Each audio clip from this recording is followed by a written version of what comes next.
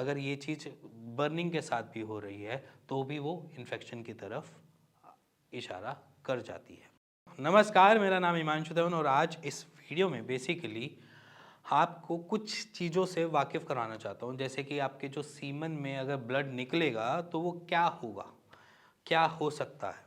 तो सिंपली बहुत सारों का एक नॉर्मल, अगर मैं नहीं जानता इस बारे में तो शायद मैं पैनिक करूँगा अगर मेरे सीमन में खुद ब्लड निकलेगा तो ऑब्वियस सी बात है यहाँ पर जो ब्लड आ रहा है सीमन के थ्रू तो वो आपको एक घबराहट देता है, पैनिक कंडीशन देता है।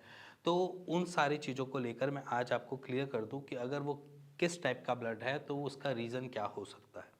जैसे कि रेड ब्लड अगर आपका आ रहा है और सिर्फ एक बार ही आया है तो इट मीन्स अभी पैनिक करने की ज़रूरत नहीं है। क्या पता वो ब्लड बेसिकली कोई वेसल फटने की वजह से आ गया हो या फिर कोई ऐसी इंजरी हुई हो, उसके बाद अगर ऐसा रेड ब्लड आ रहा हो तो इंजरी कॉज की वजह से भी हो सकता है। या फिर आपका नॉर्मल कोई भी ऐसी इंजरी नहीं गई है फिर भी रेड ब्लड आया और वो पर्टिकुलरली आ ही जा रहा है रेगुलर फॉर्म में, सिंगल बारी नहीं आया मतलब वो आ ही जा रहा है, तो वहाँ पर पैनिक करने की ज़रूरत पड़ेगी। फिर वहाँ पर हमें टेस्ट करवाने की रिक्वायरमेंट पड़ेगी। वहाँ पर समझने की ज़रूरत है कि क्या हो रहा है। वो इन्फेक्शन से भी हो सकता है, नॉर्मल सी चीज़ है कि कोई इन्फेक्शन हुआ, इन्फेक्शन होने के बाद बॉन्ड हुआ, बॉन्ड होने की वजह से यूरिनरी ट्रैक के अंदर, या जिसे मैं बोलूँ कि आपके पेनिस की जो है ट्रैक उसके अंदर कोई ऐसी जगह हो गई है जहाँ पर जख्म बन गया है और वो आपको दिक्कत दे रहा है। और सिंपली अगर ये चीज़ बर्निंग के साथ भी हो रही है तो भी वो इन्फेक्शन की तरफ इशारा कर जाती है। और वहाँ पर और बाकी टेस्ट जो होते हैं वो अलग क्लियर करेंगे कि जैसे कि अगर वो रेगुलर फॉर्म में बना हुआ है, क्या पता वो चीज़ जो है वो बेसिकली आपके किसी और तरफ इशारा तो नहीं करे, मेरा मतलब कैंसर से भी लेकर है। तो उसके लिए फिर वो फर्दर टेस्ट रिक्वायरमेंट है। अपने आसपास के किसी भी डॉक्टर के पास जाइए, उनसे अपने इस बारे में बात ज़रूर कीजिए। इसी के बाद आगे नेक्स्ट बारी आती है हमारी कि अगर ब्लड आपका डार्क कलर का आ रहा है या समझ लो कि ब्राउनिश कलर का आ रहा है या ब्लैक कलर का आ रहा है, तब क्या हो सकता है। तब भी सिंपली अगर इंजरी हुई है तो इंजरी होने के बाद कुछ रेसिड्यू वहाँ पर सॉलिड फॉर्म क्रिएट कर चुके हैं जिसकी वजह से आपका ब्लड का कलर वो चेंज हो गया है, और वो चेंज जो कलर आ रहा है या वो ब्लैक या वो ब्राउन, तो इट मीन्स कि वो सूखा हुआ ब्लड आके आपको दे रहा है। उसके पीछे भी सेम रोल आता है कि इन्फेक्शन हो सकता है। सेकंड, कोई इंजरी होके गई है, इंजरी होने के बाद सेम ब्लड पैटर्न आपके सीमन में आ रहा है तो वो आपको बेसिकली इशारा करता है इंजरी, सेकंड इन्फेक्शन, और थर्ड जिसे मैं बोलता हूँ कि इतना मेजर नहीं होता वहाँ पर क्योंकि वो ड्राई हो जाता है, उसकी जो दिक्कत होती है वो रेगुलर फॉर्म में नहीं आ रहा। तो अगर आपके सीमन के अंदर रेड कलर आ रहा है तो उसके पीछे इन्फेक्शन हो सकता है, इंजरी भी हो सकती है, और थर्ड आपका कैंसर भी हो सकता है।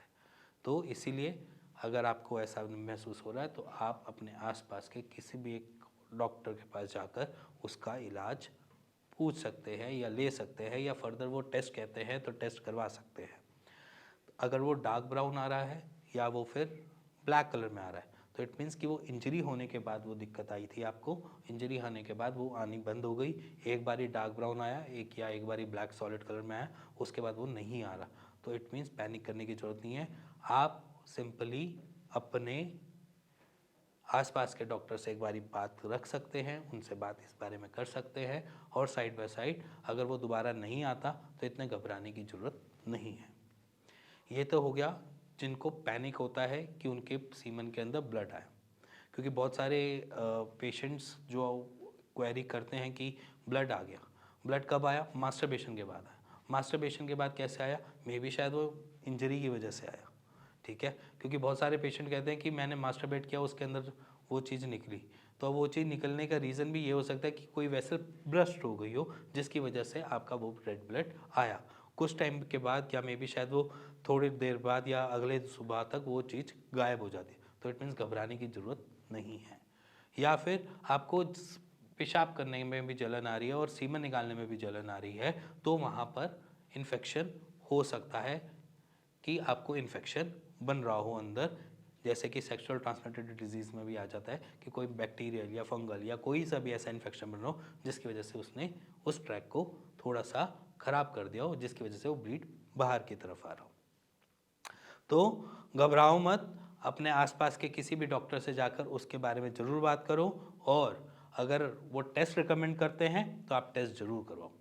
इसी के साथ अगर आपको कुछ भी जानना है, समझना है, तो नीचे दिए हुए नंबर पे मेरे को कॉल कर सकते हैं, मेरी टीम से बात कर सकते हैं। और अगर आपको कुछ और चीज़ समझनी है तो मेरे को कमेंट भी कर सकते हैं, मैं उस कमेंट के बिहाफ पे आपके लिए वीडियो ज़रूर लाऊंगा। इसी के साथ मिलेंगे नेक्स्ट वीडियो के लिए, तब तक के नमस्कार।